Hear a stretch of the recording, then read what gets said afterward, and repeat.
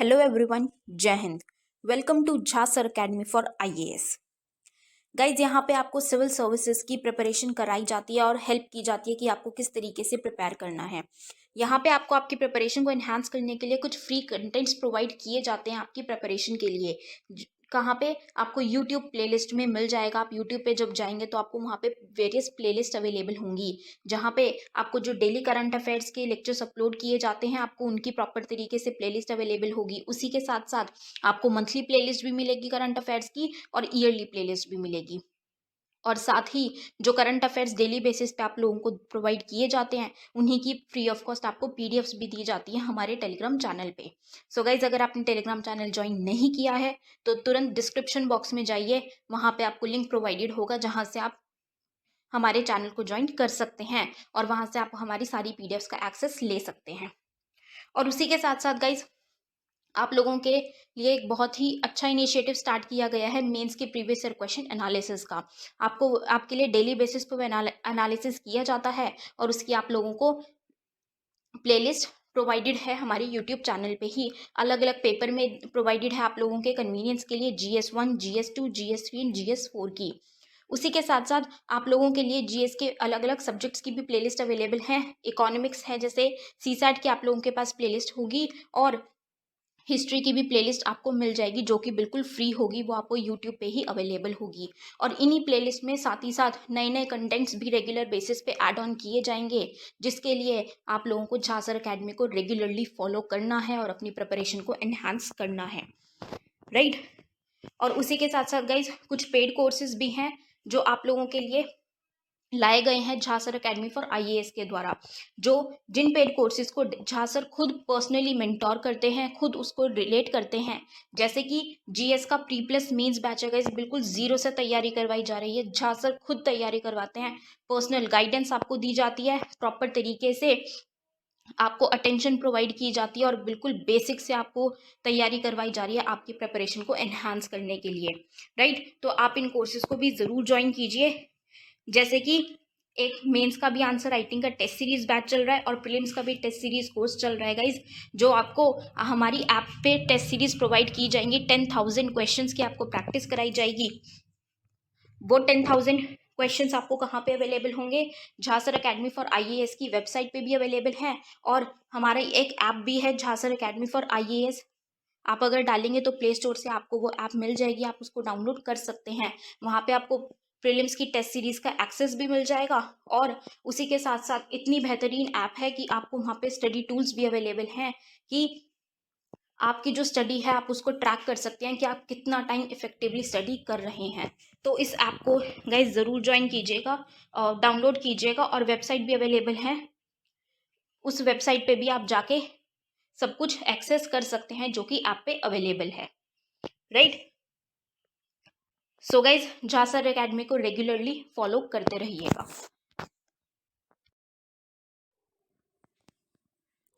Hello everyone, जय हिंद। Welcome to Jha sir academy for IAS. Guys, हम कर रहे हैं ज्योग्राफी की एनसीईआरटी क्लास टेंथ की एनसीईआरटी में हमने चैप्टर 1 स्टार्ट कर लिया है अपना। चैप्टर 1 है हमारा रिसोर्सेज एंड डेवलपमेंट और इस चैप्टर 1 में हमने ऑलमोस्ट चैप्टर कंप्लीट कर लिया है। हमारा लास्ट का सिर्फ कुछ पोर्शन या कुछ चैप्टर ही रिमेनिंग है जो कि हम आज वाइंड अप कर देंगे। सो एक थोड़ा सा ओवरव्यू ले लेते हैं कि हमने लास्ट लेक्चर्स में चैप्टर 1 में क्या क्या चीज़ें पढ़ी हैं, क्या क्या चीज़ें देखी हैं, उसका थोड़ा सा ओवरव्यू थोड़ा सा रिकॉल कर लेते हैं। उसके बाद हम अपना आगे का चैप्टर प्रोसीड करके इसको आज ख़त्म कर देंगे, ठीक है। So let's start with it. तो हमने क्या देखा था? हमने रिसोर्सेज से स्टार्ट किया था, रिसोर्सेज एंड डेवलपमेंट, ठीक है, यही है चैप्टर। तो हमने रिसोर्सेज संसाधनों से बात की थी कि संसाधन क्या है जो हमें पर्यावरण में, एनवायरनमेंट में मिलते हैं, जिनकी हमें ज़रूरत होती है, हमारी नीड सेटिस्फाई होती है, प्रोवाइडेड कि वो नीड हमारी सेटिस्फाई कब होगी? जब हम उनको ले पाएंगे, टेक्नोलॉजिकली हमारे पास एक्सेसिबल होगा, हम उनको ट्रांसफॉर्म कर पाएंगे, ठीक है, या हम उनका यूज़ कर पाएंगे प्रॉपर तरीके से और वो जो सांस्कृतिक रूप से एक्सेप्टेबल होगा, कल्चरली वो एक्सेप्टेबल होगा, ठीक है। तो इसीलिए हमने क्या बात की थी कि एक इंटरैक्टिव रिलेशनशिप है ह्यूमन बींग्स में और नेचर में और टेक्नोलॉजी में, या फिर उसी के साथ साथ हम इंस्टीट्यूशंस भी इन्वॉल्व कर सकते हैं।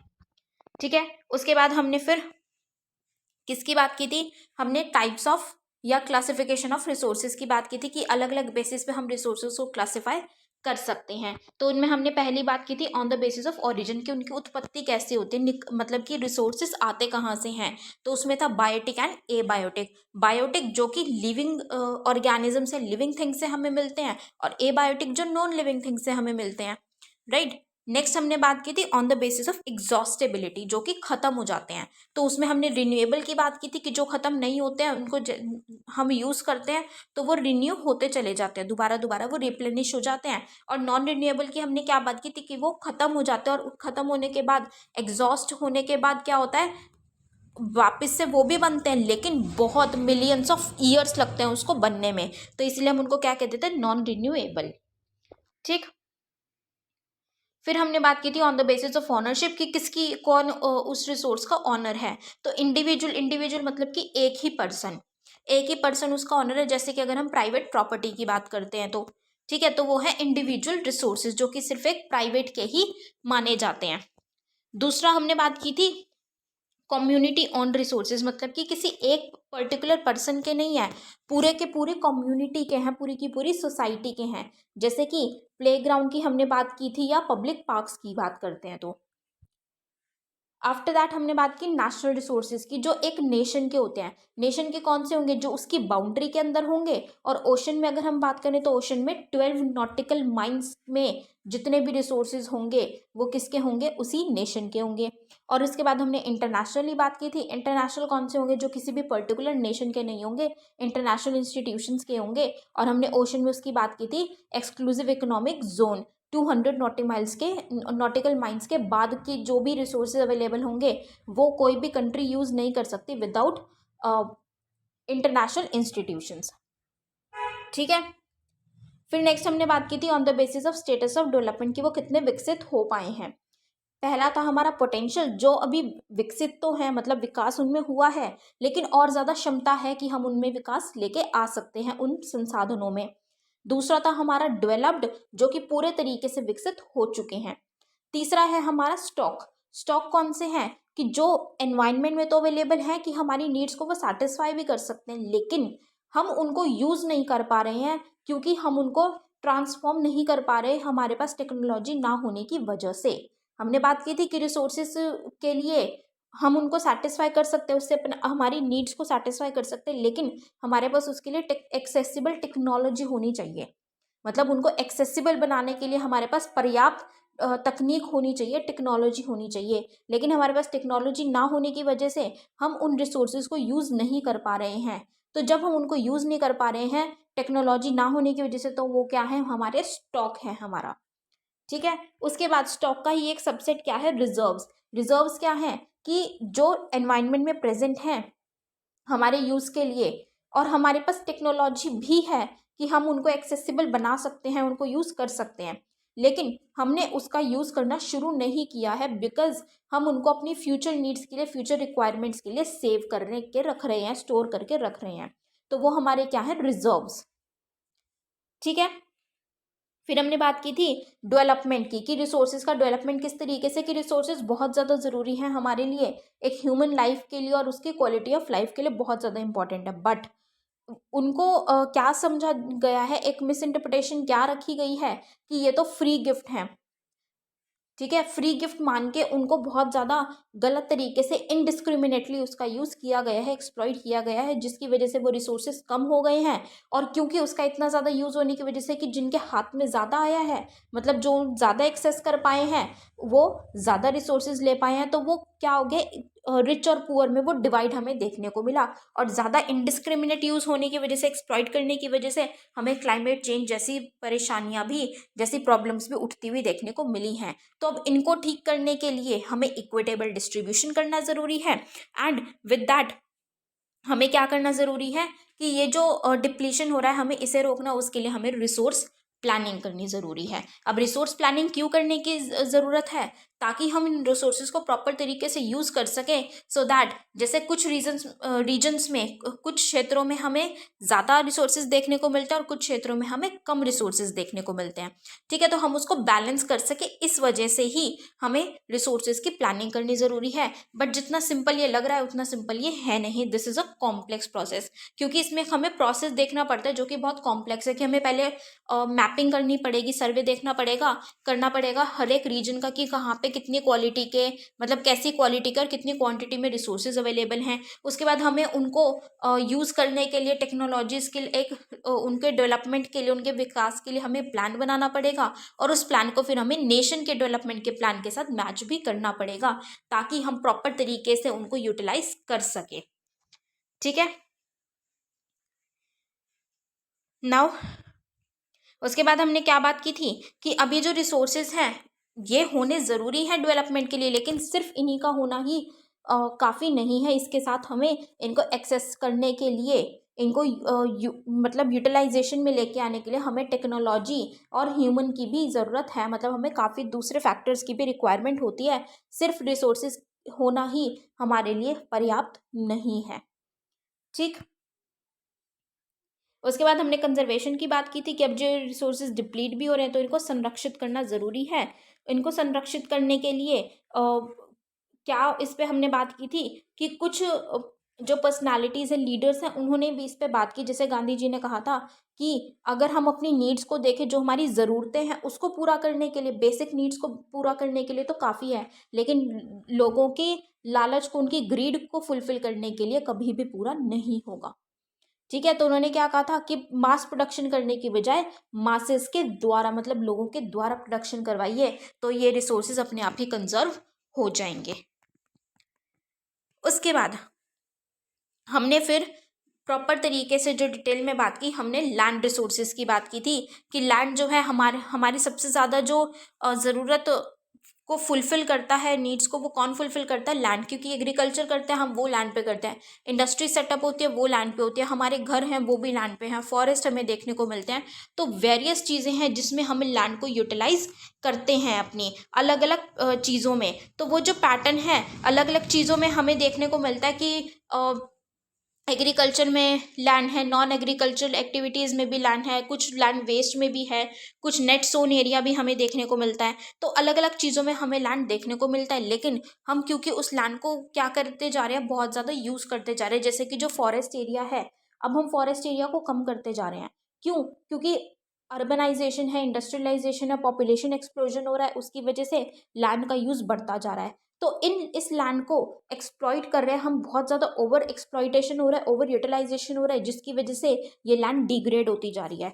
तो उसके लिए हमें क्या करना है, हमें लैंड डिग्रेडेशन के जो रीजंस हैं हमें वो फाइंड आउट करने हैं, और फिर उनको कंजर्व करने के हमें उपाय ढूंढने हैं। तो हमने क्या बात की थी कि जो प्रॉब्लम्स हैं वही उनके सोल्यूशंस होंगे।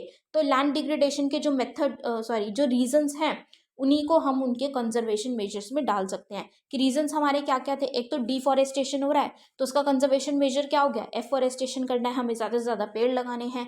फिर क्या था कि माइनिंग एक्टिविटीज़ बहुत ज़्यादा हो रही है, तो हमें उनको कंजर्व करने के लिए कंजर्वेशन मेजर में हमें उनको माइनिंग एक्टिविटीज़ को कंट्रोल करना है। फिर थर्ड रीज़न क्या था, ओवर ग्रेजिंग हो रही है, तो कंजर्व करने का मेथड क्या है कि ओवर ग्रेजिंग पे भी हमें कंट्रोल करना है। फिर इंडस्ट्रियल एफ्लुएंट्स, हमें लैंड डिग्रेडेशन का एक रीज़न देखने को मिल रहे थे इंडस्ट्रियल एफ्लुएंट्स का, तो वो हमें क्या करना है, इंडस्ट्रियल एफ्लुएंट्स को हमें प्रॉपर तरीके से ट्रीट करना है और उसको कम करना है, वो हमारा कंजर्वेशन मेजर है। ठीक है, तो ये था land degradation and conservation measure. उसके बाद हमने बात की थी सॉइल की, सॉइल एज अ रिसोर्स। ठीक है, तो सॉइल क्या है, सॉइल भी बहुत ज़्यादा ज़रूरी है। हमें जो ये प्लांट्स देखने को मिलते हैं ये कहाँ पे उगते हैं, ये मिट्टी में ही उगते हैं। तो ये एक प्रकार से, एक तरीके से ये एक लिविंग सिस्टम है, और इसके हमें काफ़ी सारे इंपॉर्टेंट फैक्टर्स देखने को मिलते हैं जो कि सॉइल की फॉर्मेशन में हेल्प करते हैं। जैसे कि रिलीफ फीचर्स हैं, जो पेरेंट रॉक है, वहाँ का क्लाइमेट किस तरीके का है, टाइम कितना हुआ है, वो सारी चीज़ें बहुत ज़्यादा ज़रूरी हैं। राइट, उसके बाद हमने सॉइल को क्लासिफाई किया था कि इंडिया जैसे एक वास्ट हमें देखने को मिलता है, इतना ज़्यादा वास्ट लैंडफॉर्म है, तो उसमें काफ़ी सारे रिलीफ फीचर्स हैं, काफ़ी सारी अलग अलग रीजन्स पे क्लाइमेटिक कंडीशंस हर जगह पे अलग है, वेजिटेशन अलग तरीके की है।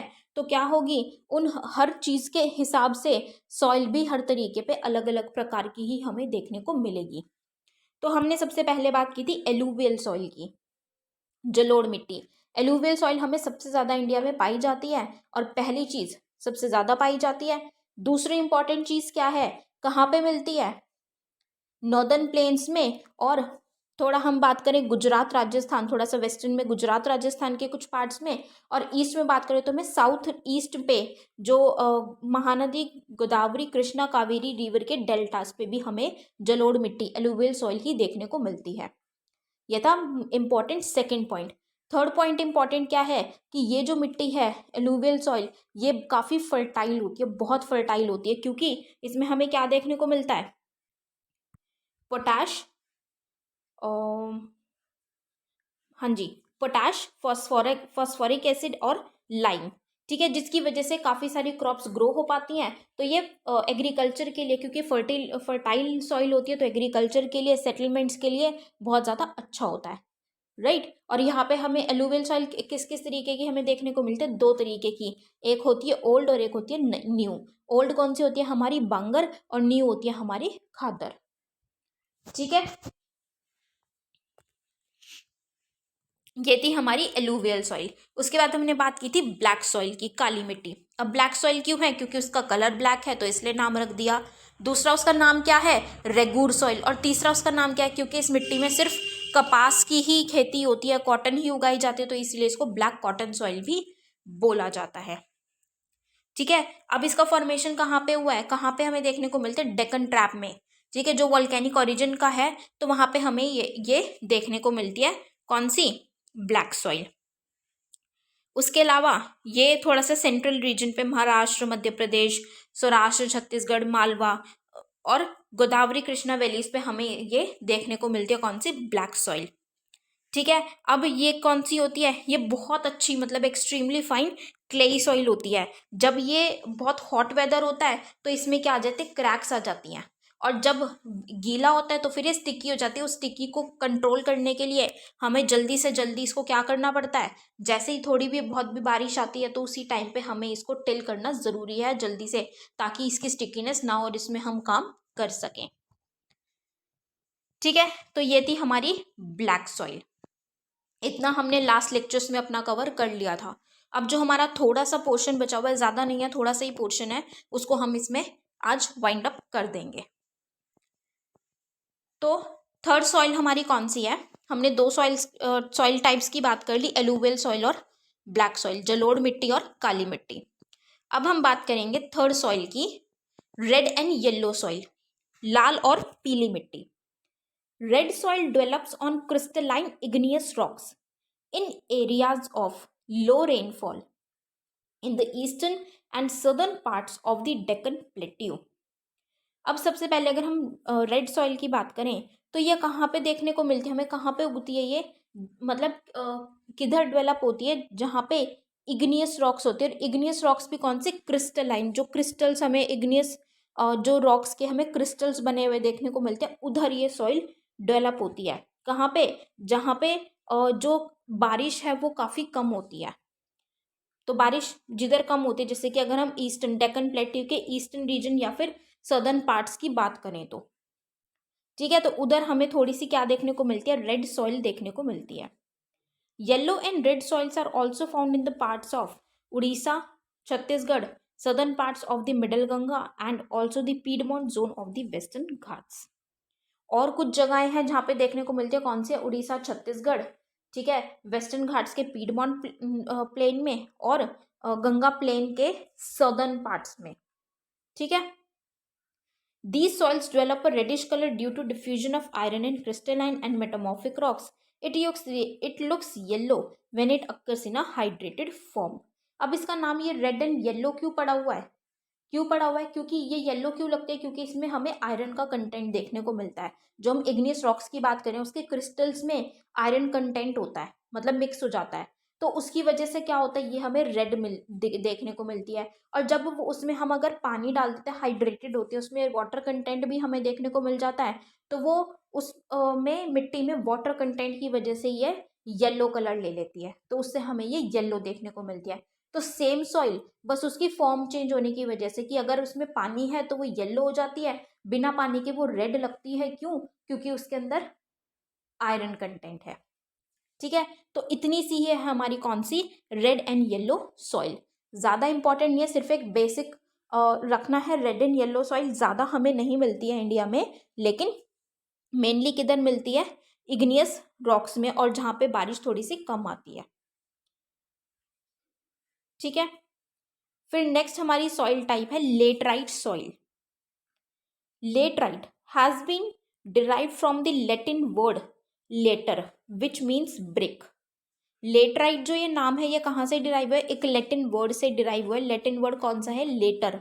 लेटर वर्ड से लेटराइट नाम निकाला गया है। और ये लेटर, अब अगर हम इंग्लिश लैंग्वेज की बात करें तो इंग्लिश लैंग्वेज में तो लेटर का मतलब होता है देरी से या बाद में।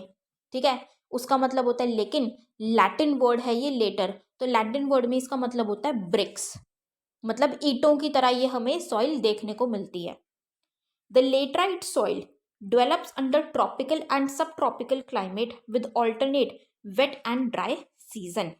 अब ये लेटराइट सॉइल कहाँ पे होती है, ऐसी जगहों पे होती है जहाँ पे कि ट्रॉपिकल और सब ट्रॉपिकल क्लाइमेट होता है। ठीक है, जहाँ पे कि हमें ऑल्टरनेट सीजन्स देखने को मिलते हैं कि एक बार तो वेट सीजन है, मतलब कि बारिश वाला है, एक बार ड्राई सीजन है जब बारिश नहीं हो रही है, मतलब एक बार रेनफॉल एक बार no rainfall, rainfall no rainfall, ये सीजन हमें देखने को मिलता है वहाँ पे। ठीक है, तो ऐसी जगहों पे कौन सी सॉइल फॉर्म होती है, डेवलप होती है, laterite soil. This soil is the result of intense leaching due to heavy rain.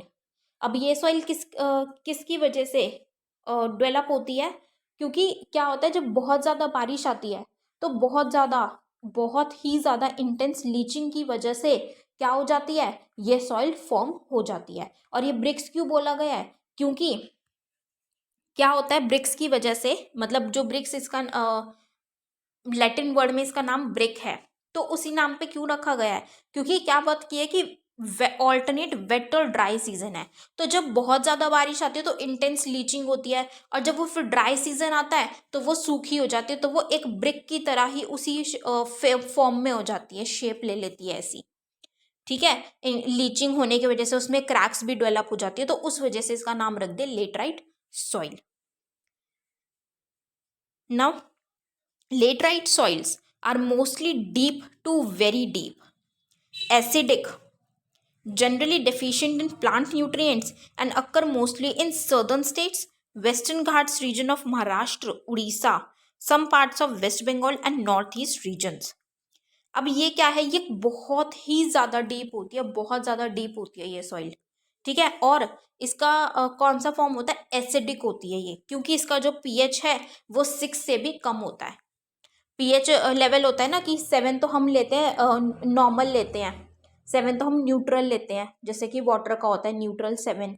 ठीक है, 7 से जो बिलो होते हैं, कम होता है पीएच, तो वो एसिडिक होता है, और 7 से जो ज़्यादा होता है मतलब 7 to 14, तो वो कौन सा होता है, बेसिक होता है। तो इसका जो पीएच है वो 7 से कम है, 6 है इसका पीएच इस सॉइल का, तो इसीलिए किस में होती है, एसिडिक होती है। और इसमें हमें ज़्यादा न्यूट्रिएंट्स नहीं देखने को मिलते, न्यूट्रिएंट डेफिशिएंट होते हैं, मतलब कि यहाँ पे हम एग्रीकल्चर या कल्टीवेशन नहीं कर सकते। और ये कहाँ कहाँ पे पाई जाती है, ज़्यादातर ये सदर्न पार्ट्स में मिलती है, जो दक्षिण के जो राज्य हैं वहाँ पे मिलती है। ठीक है, वेस्टर्न घाट्स के महाराष्ट्र के ही रीजन में, वेस्टर्न घाट्स के पूरे में नहीं, सिर्फ महाराष्ट्र में, ठीक, उड़ीसा में, और वेस्ट बंगाल के कुछ पार्ट्स में, और नॉर्थ ईस्ट के जो रीजन्स हैं वहाँ पे हमें ये मिट्टी देखने को मिलती है। Where these soil support deciduous and evergreen forest, it is humus rich, but under sparse vegetation and in semi-arid environment it is generally humus poor।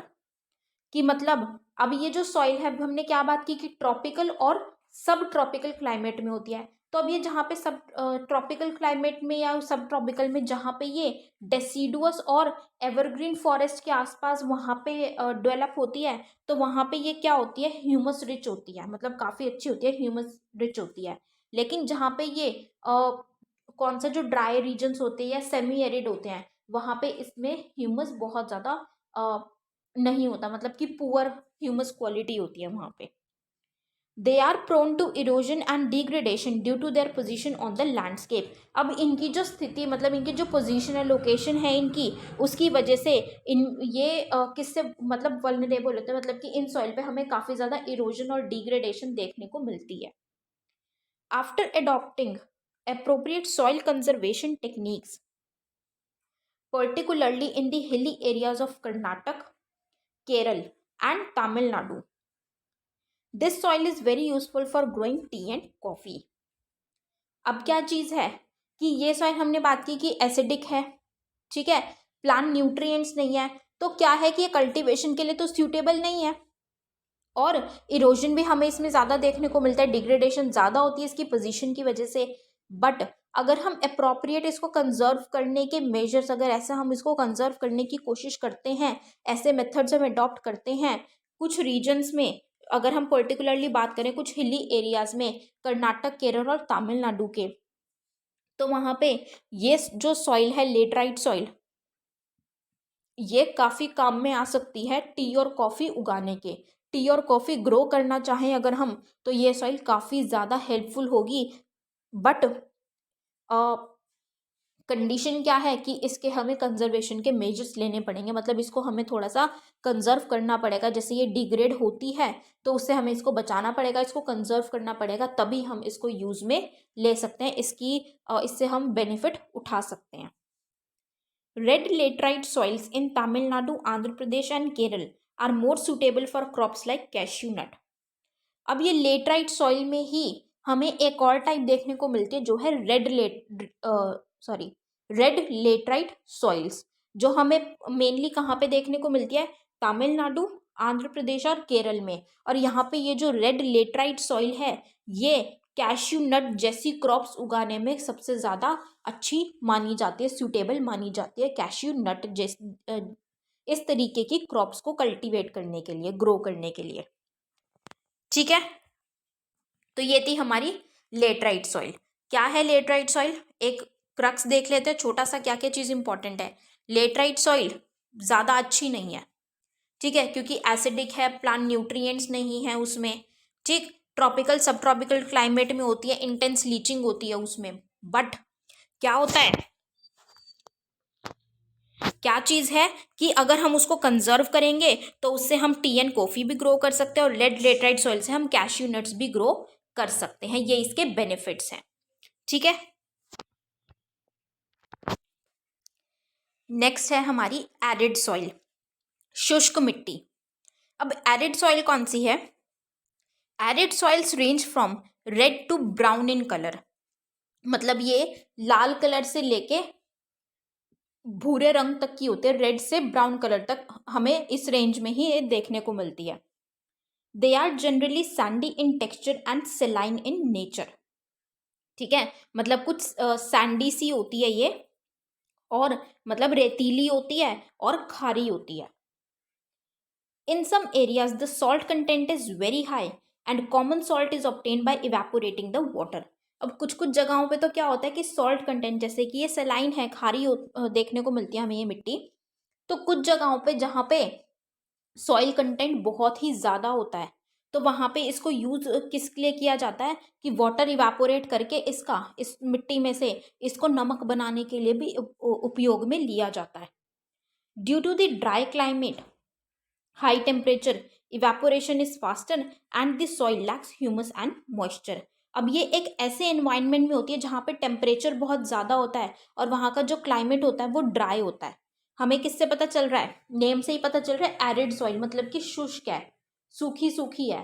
तो सूखी का क्या मतलब है कि वहाँ पे जो क्लाइमेट है वो ड्राई है, मतलब रेनफॉल वहाँ पे अच्छी खासी या थोड़ी ज़्यादा रेनफॉल नहीं होती वहाँ पे, ठीक है। और टेम्परेचर क्या होता है, ज़्यादा होता है, जिसकी वजह से इवेपोरेशन बहुत ही ज़्यादा जल्दी हो जाता है, वाष्पीकरण जो है वो बहुत तेज़ होता है, और इसकी वजह से हम क्या कह सकते हैं कि ये जो सॉइल है इसमें ह्यूमस नहीं होता है और मॉइस्चर कंटेंट भी इसमें नहीं होता।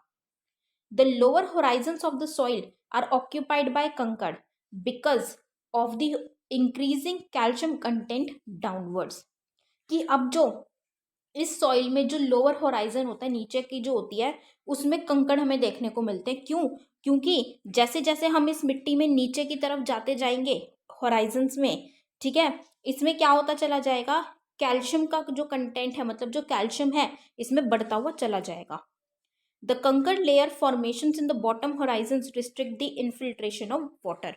अब क्योंकि कंकड़ है, हमें इसकी जो निचली परत है, नीचे वाली परत है, उसमें हमें इसमें कंकड़ देखने को मिल रहा है, तो उसकी वजह से जो वाटर है वो फिल्ट्रेट नहीं हो पाता है, इनफिल्ट्रेट नहीं होता उसमें। After proper irrigation these soils become cultivable as has been in the case of western Rajasthan. अब क्योंकि ये बहुत ज़्यादा शुष्क है, तो इस अब शुष्क है तो यहाँ पे कल्टीवेशन तो नहीं हो सकता, लेकिन अगर हम यहाँ पे इसको वाटर प्रोवाइड कर दें, इरिगेशन फैसिलिटीज़ यहाँ पे प्रॉपर तरीके से हम प्रोवाइड कर दें, तो यहाँ पे हम कल्टीवेशन कर सकते हैं, जैसे कि वेस्टर्न राजस्थान में बोला जाता है या वेस्टर्न राजस्थान में किया जाता है। ठीक है, तो क्या है ये एरिड सॉइल। एरिड से पता चल रहा है शुष्क है। शुष्क का क्या मतलब है कि यहाँ पे रेनफॉल नहीं होती, ड्राई क्लाइमेट है, टेम्परेचर हाई है, और ये क्या है, सलाइन है। सलाइन होने की वजह से कहीं कहीं पे जब ज़्यादा, जिन जगहों पे मिट्टी में ज़्यादा सैलिनिटी है, तो वहाँ पे इवापोरेट, वाटर को इवापोरेट करके इससे नमक भी बनाया जाता है, सॉल्ट निकाला जाता है इससे, कॉमन सॉल्ट। ठीक है, और नीचे की जो लेयर्स है उसमें कंकड़ होते हैं, जिसकी वजह से वाटर इनफिल्ट्रेट नहीं होता है। और वो क्यों होता है, क्योंकि कार्बन कंटेंट जो है, सॉरी कैल्शियम कंटेंट जो है उसमें बढ़ता हुआ चला जाता है जैसे जैसे वो नीचे जाता है। लेकिन अब बेशक से एरिड है, ड्राई है, लेकिन अगर इसमें इरिगेशन फैसिलिटीज प्रोवाइड कर दे, प्रॉपर इरिगेशन प्रोवाइड कर दे, तो कल्टिवेशन किया जा सकता है। ठीक है, तो ये है हमारी एरिड सॉइल। नेक्स्ट है हमारी फॉरेस्ट सॉइल, वन मिट्टी। These soils are found in the hilly and mountainous areas where sufficient rain forests are available। नाम से पता चल रहा है फॉरेस्ट सॉइल मतलब कि जो जंगल, जहाँ पे जंगल हैं, जहाँ पे काफ़ी सारे पेड़ हैं, पेड़ पौधे हैं, वहाँ पे ये मिट्टी हमें देखने को मिलती है। तो हम बात करें तो ये हिली एरियाज में या माउंटेनियस रीजन्स में हमें देखने को मिलती है, जहाँ पे काफ़ी अच्छे रेन फॉरेस्ट अवेलेबल हैं। The soil's texture varies according to the mountain environment where they are formed. कि जो सॉइल का टेक्सचर है, अब वो अलग अलग होता है, हम इसमें डिस्क्राइब नहीं कर सकते कि इसका सॉइल टेक्सचर, फॉरेस्ट सॉइल जो है वो इस टेक्सचर की होती है। जैसे हमने एरिड सॉइल की बात की तो वो सलाइन होती है, हमने बोला कि वो क्या होती है, सलाइन होती है। लेकिन हम यहाँ पे सॉइल का टेक्सचर नहीं बता सकते। क्यों नहीं बता सकते, क्योंकि ये जिस भी जगह पे होती है वहाँ पे इसका टेक्सचर उसी के हिसाब से बदल जाता है, चेंज हो जाता है। ठीक है, तो ये एरिया वाइज की माउंटेन के किस रीजन में है, कैसा एनवायरनमेंट है, वहाँ पे उसी हिसाब से ये फॉर्म होती है, और वहीं का उसी हिसाब से ये टेक्सचर अपना अटेन करती है। They are loamy and silty in valley sides and coarse grained in the upper slopes.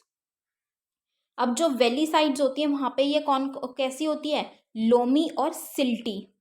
और अगर हम थोड़े ऊपर के स्लोप्स पे बात करें, ऊपरी स्लोप्स पे, तो वहाँ पे ये कैसी होती है, course grand. In the snow-covered areas of Himalayas, these soils experience denudation and are acidic with low humus content। अब जो हिमालयाज के और ऊपर के जो एरियाज हैं, स्नो कवर्ड हैं, जो बर्फ से ढके हुए हैं, वहाँ पे इसमें डेन्यूडेशन होते हैं, मतलब कि इरोजन वगैरह इसमें होता है, और ये क्या होती है, ह्यूमस कंटेंट इसमें कम होता है और एसिडिक होती है। The soils found in the lower parts of the valleys, particularly on the river terraces and alluvial fans are fertile। कि जो सॉइल अब नीचे की तरफ होती है, हिमालयस में नीचे की तरफ जहाँ पे रिवर वैलीज है या रिवर टेरेसेस, एलुवियल फैंस हैं, वहाँ पे क्या होती है, ये सॉइल फर्टाइल होती है, मतलब कि यहाँ पे कल्टीवेशन अच्छे से हो सकती है। ठीक है, तो क्या चीज़ है, फॉरेस्ट सॉइल है, वो इतना डिटेल में याद नहीं रखना, सिर्फ क्या चीज़ याद रखनी है, फॉरेस्ट सॉइल नाम से पता चल रहा है, जहाँ पे अच्छे खासे फॉरेस्ट, रेन फॉरेस्ट अवेलेबल है, वहाँ पे होती है, हिली और माउंटेनियस रीजन्स में। ठीक है, और इसका जो टेक्सचर है वो डिपेंड करता है अकॉर्डिंग टू द रीजन, कि वो माउंटेन के किस रीजन में फॉर्म हो रही है, तो वहीं से हिसाब से इसका टेक्सचर क्या होता है, डिफाइन होता है, या टेक्सचर हम बता सकते हैं, फॉर्म होता है। ठीक है, फिर नेक्स्ट टॉपिक है हमारा soil erosion and soil conservation. अब जो सॉइल है वो वेरियस जैसे फोर्सेस की वजह से, जैसे विंड है, रेन है, ठीक है, तो काफ़ी सारे ऐसे फोर्सेस है जिसकी वजह से वो सॉइल इरोड हो जाती है।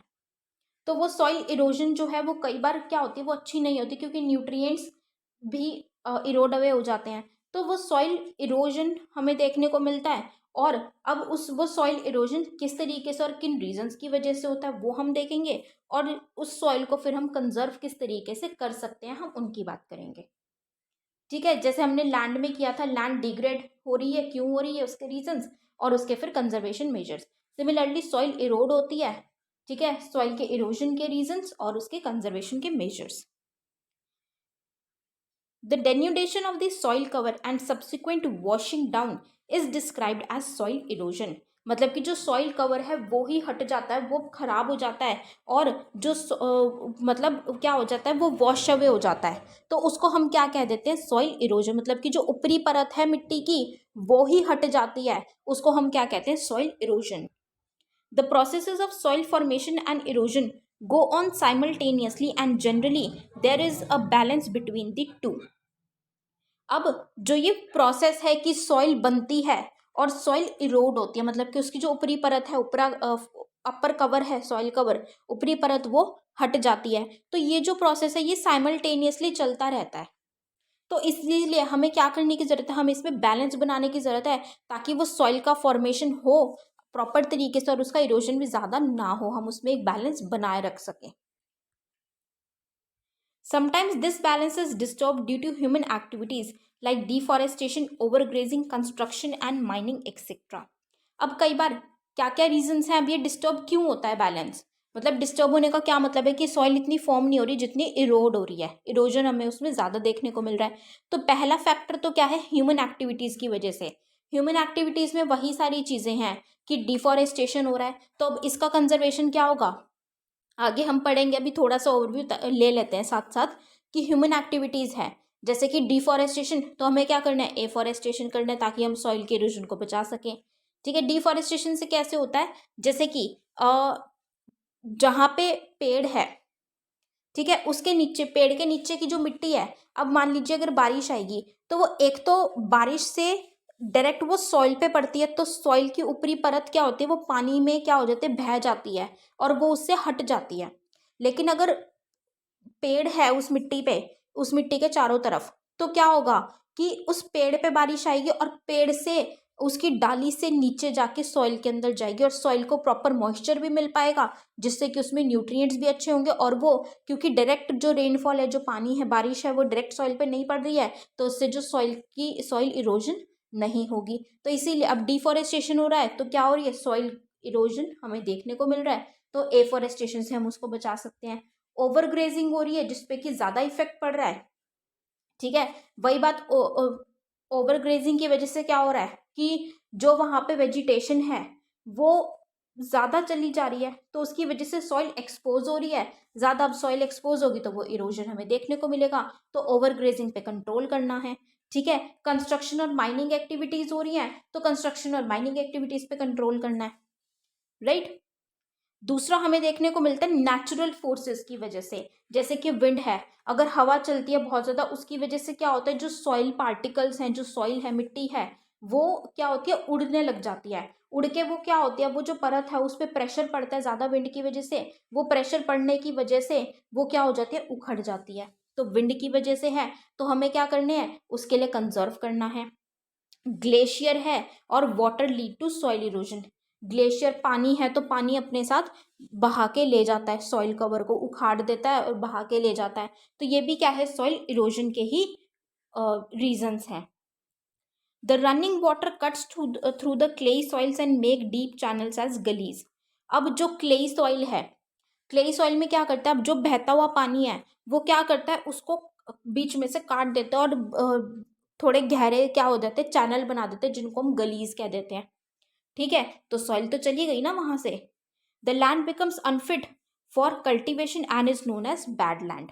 अब क्योंकि वहां पे जो सॉइल है वो तो इतनी अच्छी रही नहीं, अब वो अनफिट है, तो वहां पे हम कल्टिवेशन नहीं कर पाएंगे, तो उसको हम क्या कह देते हैं, बैड लैंड या फिर वेस्ट लैंड।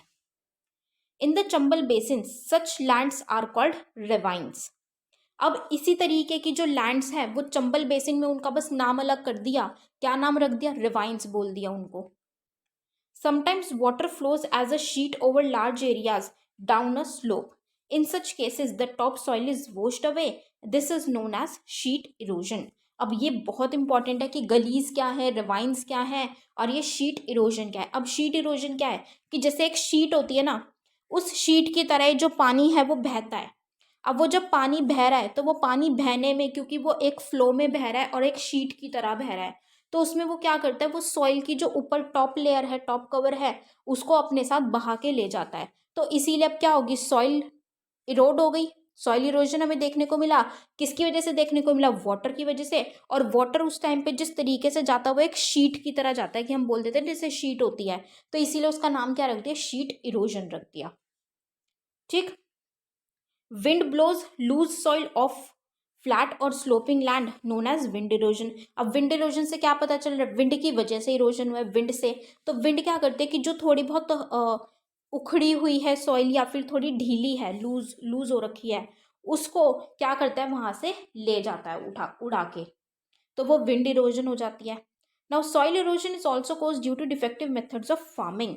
अब तीसरा रीजन मेनली क्या है, अब ये तो हमने क्या पढ़ा था, एक तो ह्यूमन एक्टिविटीज थी, एक नेचुरल फोर्सेस था. अब ये भी हम ह्यूमन एक्टिविटीज में ही डाल सकते हैं कि जो हम फार्मिंग करते हैं, कल्टीवेशन करते हैं, तो वो हम अगर सही मेथड उपयोग नहीं करते, सही मेथड्स का उपयोग नहीं करते, डिफेक्टिव मेथड्स है, उससे भी हो जाता है. जैसे कि ploughing in a wrong way, that is up and down the slope, form channels for the quick flow of water leading to soil erosion. मतलब कि जब हम प्लॉइंग करते हैं, ठीक है, जुताई करते हैं, तो वो हम गलत तरीके से करते हैं. जैसे कि हम उस स्लोप पे ऊपर नीचे अप डाउन करके अगर हम जुताई करते हैं, तो उससे क्या होता है, जो स्लोप है उसमें वो चैनल्स बन जाते हैं, जिसमें कि जो पानी है वो बहुत जल्दी बह पाएगा. अब पानी बहुत जल्दी बहेगा तो ऑब्वियसली उससे क्या होगी, सॉइल इरोजन हमें देखने को मिलेगी. तो फार्मिंग के कुछ डिफेक्टिव मेथड्स की वजह से भी हमें ये देखने को मिलता है. Now, plowing along the contour lines can decelerate the flow of water down the slopes. This is called contour ploughing. अब ये क्या है, कंजर्वेशन का मेजर है कि अब जो प्लोइंग है उसकी गलत मेथड की वजह से ये हो रहा है. तो अब किस लिए हो रहा है, क्योंकि वो पानी उसमें फ्लो कर रहा है तो उससे सॉइल इरोजन हो रहा है. तो अब पानी के फ्लो को उसमें बचाना है हमें कि ज़्यादा फ्लो ना हो, तो उसके लिए हम क्या कर देंगे, कॉन्टोर लाइन्स बना देंगे और उसके आसपास ही, उन कॉन्टोर लाइन्स के साथ ही हम प्लोइंग करेंगे, जिसको हम क्या कहते थे, कॉन्टोर प्लोइंग. कि कॉन्टोर के साथ ही प्लोइंग करिए, कॉन्टोर लाइंस बना के, ताकि जो पानी है वो ज़्यादा फ्लो ना हो. Steps can be cut out on the slopes making terraces. Terrace cultivation restricts erosion. ठीक है, मतलब क्या करते हैं कि कुछ स्टेप्स जो हैं, कुछ सीढ़ियाँ जो है वो काट सकते हैं हम स्लोप्स पे. मतलब कि क्या बन जाएगी, सीढ़ियाँ बन जाएगी, सीढ़ियाँ बन के वो एक छत सी बना देंगे, जिससे कि वो क्या होगी, इरोजन को रोक पाएगी, terrace cultivation. Western and central Himalayas have well developed terrace farming. अब ये टेरेस फार्मिंग हमें कहाँ देखने को मिलती है, मेनली वेस्टर्न और सेंट्रल हिमालयाज में. Large fields can be divided into strips. Strips में काट दो. Strips of grass are left to grow between the crops. मतलब कि जो क्रॉप्स है उनको डिवाइड कर दिया और उसमें क्या कर दिया, ग्रासेस के स्ट्रिप्स हमें देखने को मिलती हैं. This breaks up the force of the wind. This method is known as strip cropping.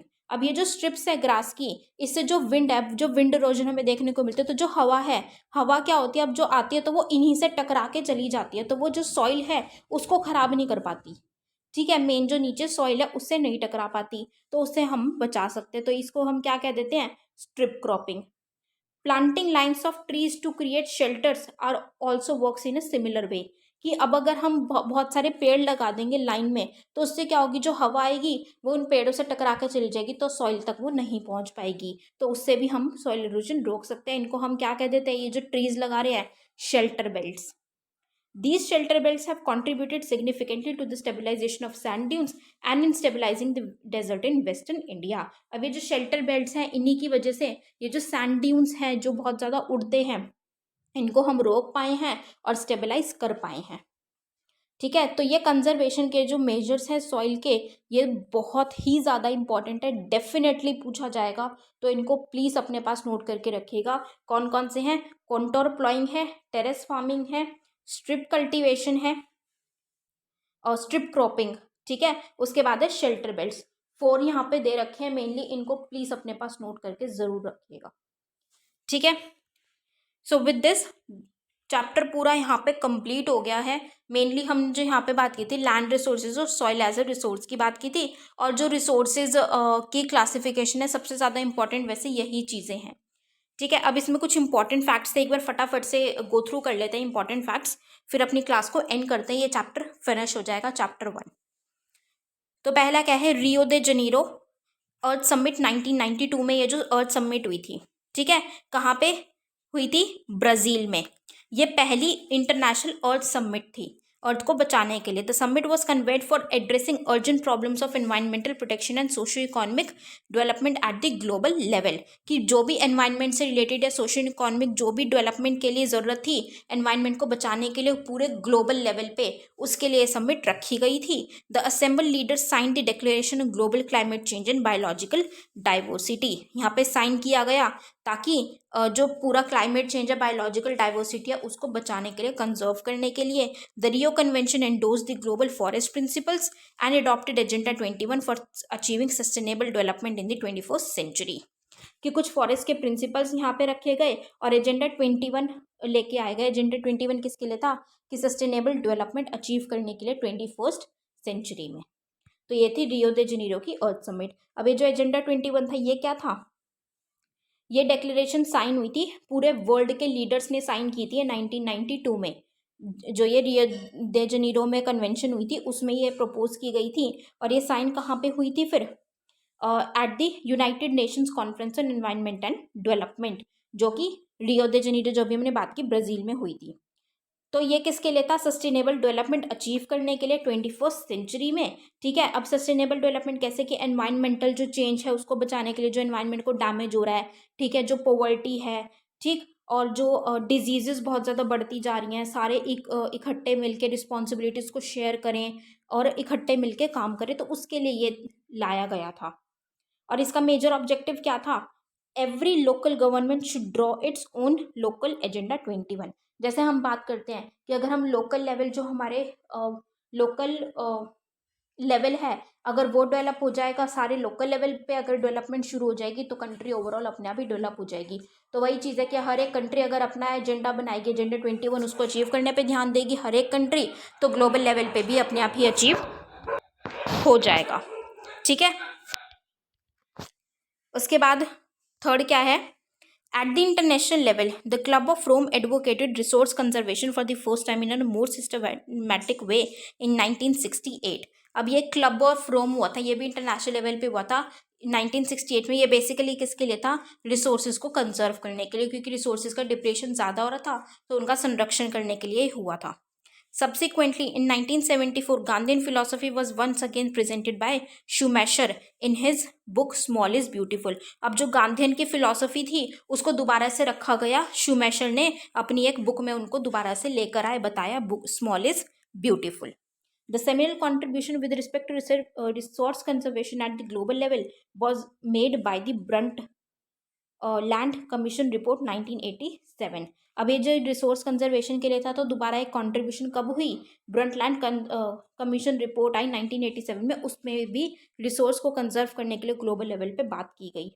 अब इसने क्या इंट्रोड्यूस किया कॉन्सेप्ट, मेनली यहाँ पे इंट्रोड्यूस हुआ था कॉन्सेप्ट सस्टेनेबल डेवलपमेंट, और इसने बात की कि रिसोर्सेज को कंजर्व करना ज़रूरी है। और यहाँ पे इन्होंने एक बुक पब्लिश करी जिसका टाइटल क्या था, आर कॉमन फ्यूचर, कि फ्यूचर सभी का कॉमन ही है, जैसा भी होगा तो हमें साथ में ही मिलके इसको कंजर्व करना है।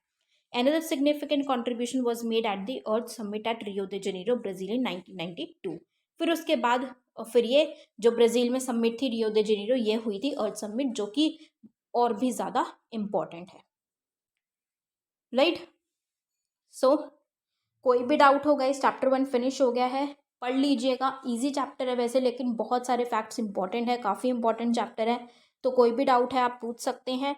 Till then, thank you so much, have a great day ahead, जय हिंद।